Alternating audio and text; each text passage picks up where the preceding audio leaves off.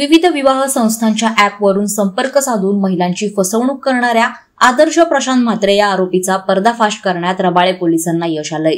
यात फसवणूक झालेल्या एका महिलेचे 14,70,000 रुपये पोलिसांनी महिलेला परत मिळवून दिलेत।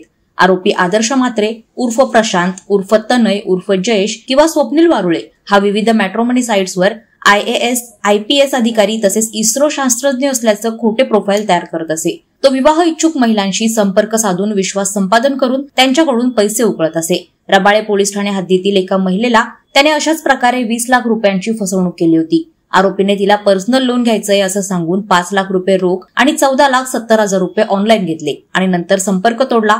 संशय आल्यानंतर महिलेने पोलिसात तक्रार केली। वरिष्ठ पोलीस निरीक्षक बाळकृष्ण सावंत यांच्या मार्गदर्शनाखाली API अलका पाटील यांच्या पथकानं तातडीनं कारवाई करून बँक खाते गोठवून न्यायालयाच्या आदेशानं ती रक्कम फिर्यादीला परत दिली।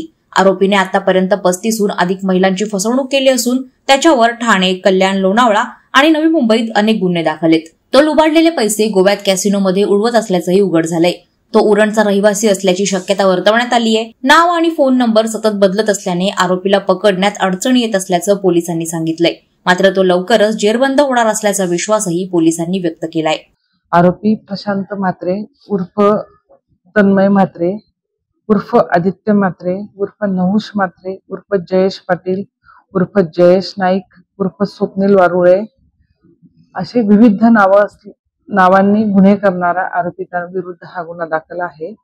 या गुन्ह्यातील जो आरोपी आहे त्याची MOB गुन्ह्याच्या बाबतीत अशी आहे की तो मॅट्रिमोनियल वेबसाइट्स जसे की शादी.com, त्याच्यानंतरून जीवनसाथी.com, परत अनुरूपविवाह.com, divorce.com अशा विविध मॅट्रिमोनियल वेबसाइट वरून महिला व मुलींची प्रोफाईल तयार करून महिला आणि मुलींना संपर्क साधतो आणि त्यात त्यांचा विश्वास गोड बोलून विश्वास संपादन करतो आणि त्या प्रोफाईल मध्ये तो इस्रो मध्ये सायंटिस्ट आहे किंवा IAS, IPS अशा मोठ्या उच्च पदावर तो अधिकारी असल्याबाबत दाखवतो। तर नमूद गुन्ह्यामध्ये फिर्यादी यांच्यासोबत आरोपी प्रशांत म्हात्रे याने शादी.com वरून ओळख निर्माण केली। नंतर मोबाईल नंबर्स एकमेकांचे त्यांनी चेंज केले आणि त्याने त्याच्या प्रोफाईल मध्ये तो इस्रो येथे सायंटिस्ट असल्याबाबतचं मेन्शन केलेलं होतं आणि फिर्यादी यांना त्याचं प्रोफाईल अनुरूप वाटल्याने त्या देखील त्याच्याशी विवाहास इच्छुक असल्याने त्यांनी नंबर्स त्यालाशी एकमेकांना एक्सचेंज केले होते।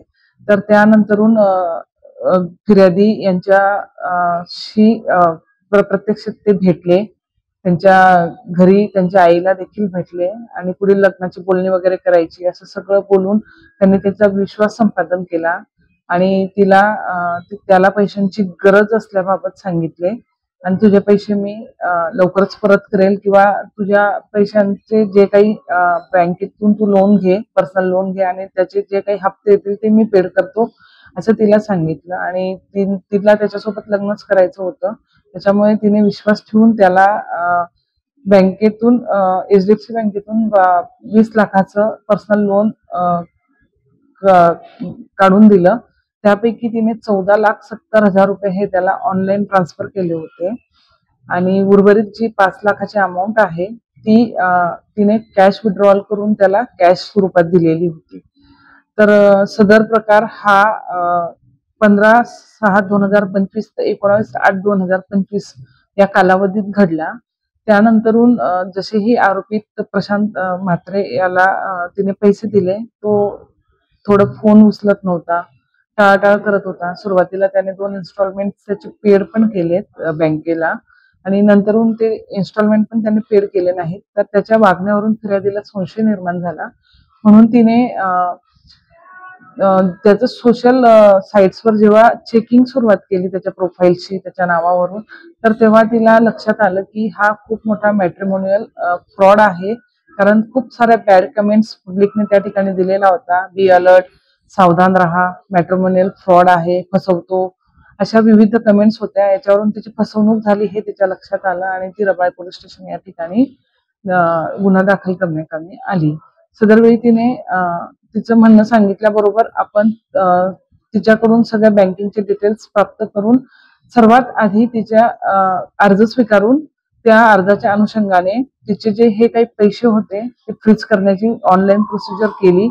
ते पैसे आपल्या रिक्वेस्ट वरून फ्रीज करण्यात आले आणि नंतरून मान्य न्यायालयाच्या आदेशाने तिला तिचे पैसे तिच्या अकाउंटला डिपॉझिट करण्यात आलेले आहेत. तरी सदर जो आरोपी आहे प्रशांत म्हात्रे याच्यावर खडकपाडा पोलीस स्टेशन, मुंबई आयुक्तालय, लोणावळा पोलीस स्टेशन इथे सेम MOBचे गुन्हे दाखल आहेत. आणि हा आरोपी प्रत्येक वेळी महिलांना अशा पद्धतीने फसवतो, लग्नाचं आमिष दाखवतो, त्यांच्याशी शारीरिक संबंध पण प्रस्थापित करतो आणि त्यांच्याकडून विविध कारणांसाठी पैसे देखील घेत असतो. सुरुवातीला एखाद दुसरा इन्स्टॉलमेंट तो पेड करतो आणि नंतर कुठल्याही प्रकारचे पैसे रिटर्न देत नाही. त्याच्या या MOBमुळे त्याला त्याचा शोध घेण्यास देखील खूप पोलिसांना चॅलेंजिंग वर्क करावं लागतं. त्याचे जेवढे नंबर्स होते ते नंबर सासरोजी बंद येत आहेत आणि ते सिम पण दुसऱ्याच्या नावाने दिसत आहेत. आणि हा जो आरोपी आहे हा केगाव नगाव या ठिकाणी उरण येथील रहिवासी असल्याबाबत त्याच्या प्रोफाईलवरून आणि पूर्वीच्या गुन्ह्यांमधून त्याचा मूळ ऍड्रेस दिसून येत आहे. तरी माझी आपल्या सर्वांना विनंती आहे की कुठल्याही आमिषांना मोहांना बळी पडू नका. तसेच आता नवीन जो ट्रेंड आलेला आहे, प्रत्येक वेळी जुना ट्रेंड हा नव्याने प्रसारित होत असतो. त्याच पद्धतीने पूर्वीचे मॅट्रिमोनियल फ्रॉड होते, काही वर्षात ते थोडे कमी झाले होते. आता परत अशा स्वरूपात हे मॅट्रिमोनियल फ्रॉड्स परत व्हायला लागले. त्याच्यात थोडी MOB चेंज झालेली आहे, परंतु हे फ्रॉड होत आहेत. तरी कोणत्याही मॅट्रिमोनियल साईटवरून तुमची कोणाशी ओळख झाली असेल त्याच्यावर अंधविश्वास ठेवू नका. कुठलाही आर्थिक व्यवहार अशा व्यक्तींबाबत करू नका किंवा अशा व्यक्तींशी कुठलेही संबंध प्रस्थापित करताना आपण फसवलो जात नाहीत याची शहानिशा करा, खात्री करा. अंधविश्वास कोणावरही ठेवू नका ही माझी सर्वांना विनंती आहे. आणि आपल्याबरोबर असा कुठलाही प्रकार घडला असेल तर आपण तात्काळ नजदीकच्या पोलीस स्टेशनला जाऊन त्याबाबत तक्रार दाखल करा. तसेच आपला 1093 हा जो सायबरचा हेल्पलाईन नंबर आहे या नंबरवर देखील तुम्ही कॉन्टॅक्ट करून हेल्प घेऊ शकता. पोलीस प्रशासन हे सदैव तुमच्या सेवेसाठी आणि तुमच्या मदतीसाठी तत्पर आहे. आरोपीचे जे पूर्वीचे गुन्हे आहेत त्या गुन्ह्यांच्या MOB आणि त्या ठिकाणच्या तपासांवरून सदरचा आरोपी हा हे जे वेगवेगळ्या ठिकाणी केलेल्या गुन्ह्यातील पैसे आहेत त्यांचा वापर गोवा या ठिकाणी कसिनो आणि मोजमस्ती याच्यासाठी वापरत असतो असं तपासात दिसून आलेलं आहे. वादळवारा लाईव्ह साठी अमोल कांबळे, नवी मुंबई. नवी मुंबई व रायगड जिल्ह्यातील ताज्या बातम्या आणि घडामोडींसाठी सबस्क्राईब करा वादळवारा लाईव्ह चॅनल आणि दाबा बेल आयकॉन.